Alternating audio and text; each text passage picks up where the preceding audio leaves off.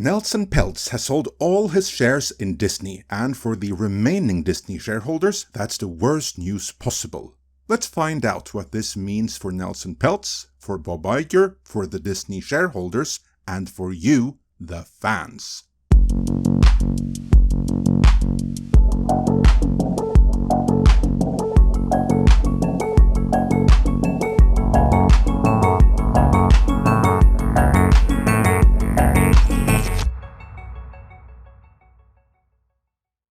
On May 29th, news emerged that Nelson Peltz had sold all of his, i.e. all of the Trian Group's shares in Disney. While news of this only got out on the 29th of May, in the aftermath of the earnings call where a majority of vote-eligible shareholders, and that's your BlackRock, Vanguard, State Street and their ilk right there, voted against Peltz's bid for board seats, instead backing Iger and his board of incompetents and yes-men that all defer to him on everything. The actual sale, however, would have happened in April, as it's being reported that he sold when the price was $120. In fact, I wouldn't be surprised if much of the decline in Disney's share price since then is due to so many Disney shares previously held by Trian being made available to the market. But let's see what this means, beginning with Nelson Peltz.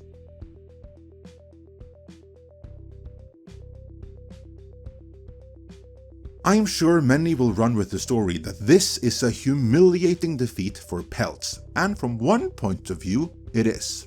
To my awareness, this is the first proxy battle he has lost, and sold off his shares, so you could be forgiven for thinking he just said, "Screw you guys, I'm going home." The thing to keep in mind though is that his job is to create value for the investors in his Trian Group. That's the whole reason why he wanted to wage a proxy war in Disney in the first place. Buy in when the share price was low, get on the board and fix the company's problems, see the company share price soar, and then, at some point, sell all his Disney shares for a much higher price, so Trian's investors profit from it. And here's the thing. Even if Peltz lost the proxy war, Trian investors still won, because Peltz bought in when the share price was less than $100, and he now sold out at $120. By cashing out now, Peltz just netted his Trian investors $1 billion in profit. Remember, Peltz never wanted to fix Disney for Disney's sake, but so that Trian investors may benefit from the proceeds that come with selling off their Disney holdings at a higher price point. While Peltz probably initially imagined selling out at an even higher price point, he and his advisors probably came to the conclusion that 120 was as high as it was going to get in the foreseeable future. I can only imagine that Trian is of the opinion that with Iger still at the helm, and with his board in name only still in place, the necessary actions needed to fix Disney won't be taken, and so the share price will keep going down because of it, meaning they'd be better off selling now than waiting another year for the next chance of proxy battle and see the value of their investment plummet in the meantime. Sure, Peltz and the Trian investors may have earned even more if he had gotten on the board, but given that he didn't, this was the right move, and he served his shareholders well by cashing out now. So for Peltz, this has all been one big success story. More so than it has for Bob Iger.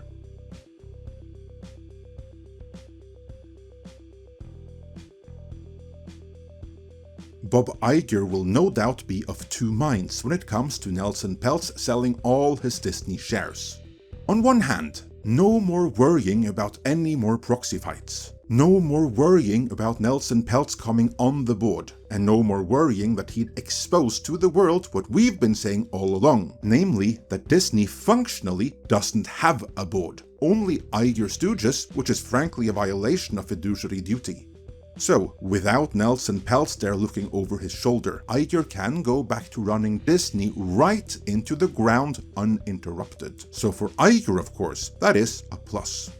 But the downside for him is the inevitable perception that Disney's single largest non-institutional shareholder just sold off all of his shares because he doesn't believe Bob Iger is capable of fixing Disney. Now granted, Peltz never said that publicly, but he doesn't have to. Everyone knows that Nelson Peltz, a highly experienced investor and highly successful activist shareholder, no longer believes that Bob Iger is the man for the job, and he definitely doesn't believe in Iger's board, so he redeemed what profit he could now and ran before it was wiped out. That is much more embarrassing to Bob Iger than it is to Nelson Peltz. Worse yet, other shareholders may ask themselves, if Nelson Peltz no longer believe in Iger's Disney, why should I? And sell off their holdings too, causing a further share price collapse. No, in Bob Iger's ideal world, Nelson Peltz would have shut up but stayed where he was, for the signal effect of his continued presence. Now, shareholders are going to get nervous, and rightfully so.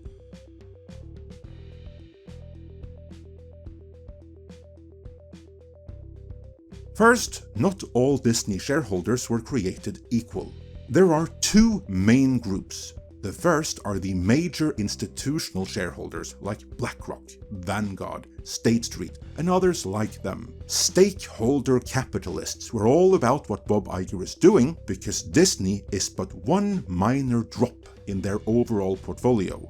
In my opinion, based on what I have observed, they are willing to sacrifice some of Disney's share price for the higher purpose of pushing ESG and stakeholder capitalism, because if they weren't, they would have welcomed Nelson Peltz onto the board.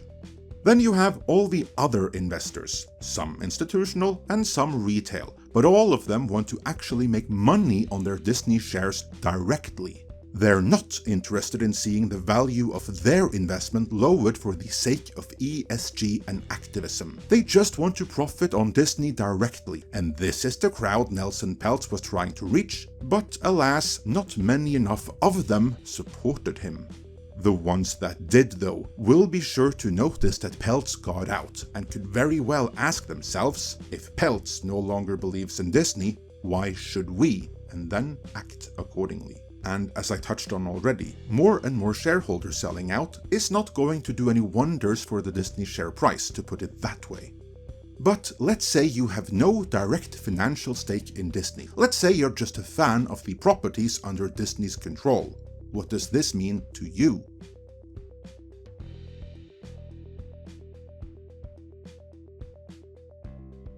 Let's be clear, Disney were on a dark path before Nelson Peltz, and by rejecting his bid for board seats, they're still on that dark path. As such, nothing has really changed.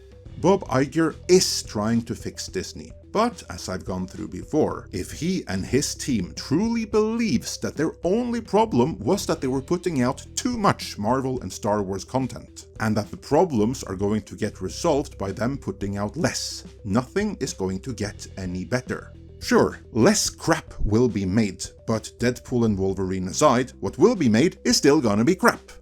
Case in point, the same day as this story got out, Scooper My Time to Shine Hello is reporting that Marvel are developing a Scarlet Witch movie, which is nothing to get excited about, as it'll be another homework-heavy girl boss project that will do nothing but drive the audience further away. So, is there any hope? Well, kinda, although it is grasping a little bit.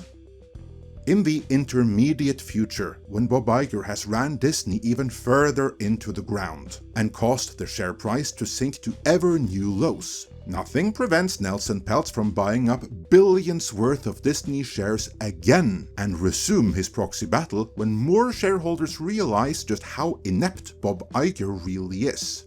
That's the one gleam of hope that I can see, but until then, it's gonna get worse before it gets any better. Let me know your thoughts on this in the comments.